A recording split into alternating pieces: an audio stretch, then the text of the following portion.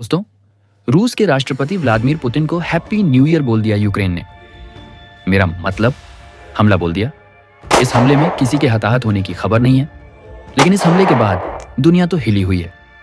Russia has accused Ukraine of launching an attack on one of President Vladimir Putin's residences. Ukraine had tried to attack President Vladimir Putin's residence. It is Zelensky that has dismissed those allegations that are being made by Russia. रूस ने हाल ही में दावा किया है कि Ukraine ने Putin के घर पर 91 ड्रोनों से हमला करने की कोशिश की है, लेकिन रूसी एयर डिफेंस ने सभी को नष्ट कर दिया। इस घटना में पुतिन को कोई नुकसान नहीं पहुंचा, लेकिन इससे पूरी दुनिया को हिलाकर रख दिया। इस घटना ने 28-29 दिसंबर 2025 की रात को हुआ। यह हमला तब अंजाम दिया गया जब रूस यूक्रेन पीस टॉक्स पर चर्चा चल रही थी। रूसी विदेश मंत्री सर्गेई लावरोव ने कहा है कि लंबी दूरी के ड्रोन इस्तेमाल किए गए हैं, लेकिन कोई नुकसान नहीं पहुंचा। पुतिन की लोकेशन इस समय साफ नहीं है, क्योंकि इस हमले के बाद से पुतिन को एक सिक्योर लोकेशन में शिफ्ट कर दिया गया है, लेकिन रूस इसे पीस टॉक्स को बाधित करने की कोशिश बता रहा है। रूसी रक्षा मंत्रालय के अनुसार 28 दिसंबर की रात से लेकर 29 दिसंबर की सुबह तक 91 यूक्रेनी ड्रोन एलजी किए गए, जिनमें से ज्यादातर लंबी दूरी के थे। हालांकि रूसी एयर डिफेंस सिस्टम ने सभी ड्रोनों को नष्ट कर दिया। कोई नुकसान नहीं हुआ, लेकिन इसने पूरी दुनिया में आने वाले कठिन समय की आहट दे दी है। पुतिन उस समय मॉस्को में थे या नहीं, यह क्लियर नहीं है, लेकिन क्रेमलिन ने इस बात को पक्का किया है कि पुतिन सुरक्षित हैं। रूस का दावा है कि ड्रोन यूक्रेन से कंट्रोल थे, जो जापोरिजिया और बाकी इलाकों से उड़ाए गए थे। हर ड्रोन पर विस्फोटक लदे थे, लेकिन रडार और इलेक्ट्रॉनिक वॉरफेयर ने उन्हें रोका। एक्सपर्ट्स के अनुसार ऐसे हमले के लिए एडवांस टेक्नोलॉजी चाहिए, जो यूक्रेन के पास हो सकती है। अब इस हमले की खबर आने के बाद अमेरिकी राष्ट्रपति डोनाल्ड ट्रंप ने पुतिन से फोन पे बात की, जहां पुतिन ने हमले की जानकारी दी। ट्रंप ने कहा कि अच्छा नहीं हुआ और ऐसा नहीं होना चाहिए था, और ऐसा बोलते हुए ट्रंप ने अपनी नाराजगी भी जताई। One thing to be offensive, because they were offensive. It's another thing to attack his house. It's not the right time to do any of that, and can't do it. And I learned about it from President Putin that I was very angry about it. वहीं भारत के प्रधानमंत्री नरेंद्र मोदी ने भी अपनी चिंता जताई। PM Modi ने कहा कि रूसी रिपब्लिक के राष्ट्रपति के घर को निशाना बनाने की रिपोर्ट से गहरा दुख हुआ है।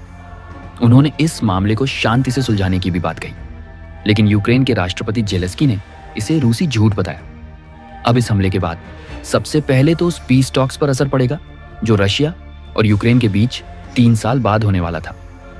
ये वो पहली उम्मीद थी जिसके दम पर यूक्रेन अपना बचा कुचा देश बचा सकता था। अब पुतिन उन इलाकों पर भी जाएंगे जो नेगोशिएशन में रूस ने छोड़ने पर हामी भरती थी, या वादा किया था कि यूक्रेन उन इलाकों को नहीं लेगा।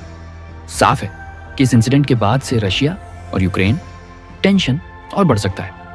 पुतिन अपने ऊपर हुए हमले के बाद जवाबी हमलों से यूक्रेन की सरकारी बिल्डिंग्स, खासकर की पर निशाना साध सकते हैं।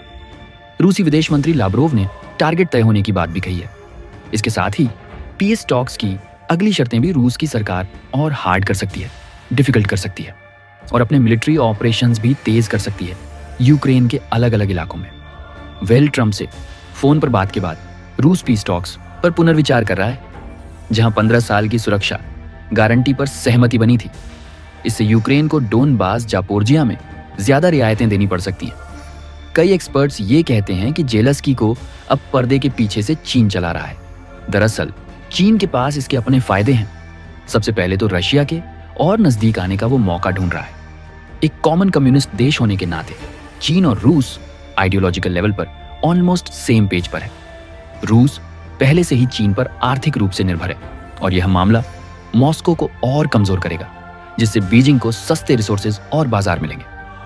जाहिर सी बात है, अगर रूस इसका मिलिट्री तरीके से जवाब देगा तो इसकी इकोनॉमी पर और ज्यादा असर पड़ेगा। चीन रूस को ड्रोन पार्ट्स, सेमीकंडक्टर और बाकी ड्यूल यूज टेक्नोलॉजी आपूर्ति कराता है, जो युद्ध को जारी रखने में हेल्प करता है। इससे चीन की इकोनॉमी भी स्ट्रांग होती है, जहां से उसे कोई डायरेक्ट लड़ाई भी नहीं लड़नी पड़ रही है। अब इसके साथ ही एक तरफ यूक्रेन युद्ध से अमेरिका भी बंधे रहते हैं, जिससे चीन को ताइवान और इंडो पैसिफिक में इंडिपेंडेंस मिलती है। चीन रूस की हार नहीं चाहता, क्योंकि इससे अमेरिका का पूरा ध्यान एशिया पर चला जाएगा। रूस चीन की दोस्ती और ट्रेड गहरा रहा है, जिसे संयुक्त सैन्य अभ्यास और हथियार सौदे शामिल हैं जिसमें। वहीं यह मामला पीस टॉक्स को डिस्टर्ब कर सकता है। जो चीन को रूस पर अधिक इन्फ्लुएंस डालने का मौका देगा। बीजिंग हालांकि शांत दिखता जरूर है, लेकिन पुतिन को सपोर्ट देता रहता है, जिससे वो मास्को पर ही हावी हो जाता है। कुल मिलाकर यह लंबा संघर्ष चीन के लिए मिनिमम इन्वेस्टमेंट और मैक्सिमम रिटर्न लाता है। लेकिन ऐसा नहीं है कि हर हमले के बाद सिर्फ चीन को फायदा है। भारत भी इसमें अपने फायदे निकाल सकता है। रशिया पर यूक्रेन के कथित ड्रोन हमले के बाद भारत के लिए कई स्ट्रेटेजिक और फाइनेंशियल अवसर खुल सकते हैं। यह घटना रूस को और अलग थलग कर सकती है, जिससे भारत रूस के साथ संबंधों को मजबूत कर ग्लोबल मध्यस्थ की भूमिका निभा सकता है। एनर्जी, ऊर्जा और ट्रेड के अवसर भी बढ़ सकते हैं। रूस पर वेस्टर्न प्रतिबंध बढ़ने से भारत को सस्ते तेल और गैस और कोयले की आपूर्ति सुनिश्चित हो सकती है, जैसा कि पुतिन की हालिया भारत यात्रा में वादा किया गया है।